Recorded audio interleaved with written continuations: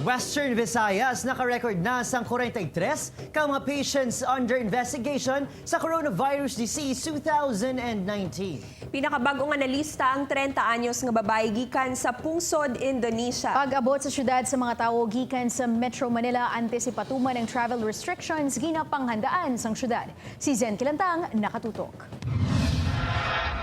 Sa records ng Department of Health Region 6, naglabot na sa 43 ang patients under investigation sa rehiyon bangod sa COVID-19. Lunsay nakagwa na sa ospital kag nagnegatibo ang 42 sa ila, apang isa ka bag-o nga PUI ang nalista. Siya ang 30 anyos nga babae nga nagpauli sa syudad kag may travel history sa Indonesia. Pagklaro sang City Health, wala sang may nagpositibo sa COVID-19 sa syudad, apang may 6 na ka persona nga gin-classify nga may severe acute respiratory infections o kunsari.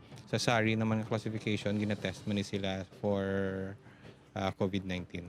Samtang ginahandaan naman sang syudad ang numero sa mga tawo gikan sa Metro Manila nga mag-aabot sa syudad matapos ginanunsyo ni Presidente Rodrigo Duterte nga dumilian na ang pagpadulong kag paghalin sa nasambit nga lugar umpisa Domingo. Tutukan sang Task Force Against COVID-19 ang mga airport kag seaport. We are ready to support in terms of equipment and manpower. We will look for more personnel if necessary.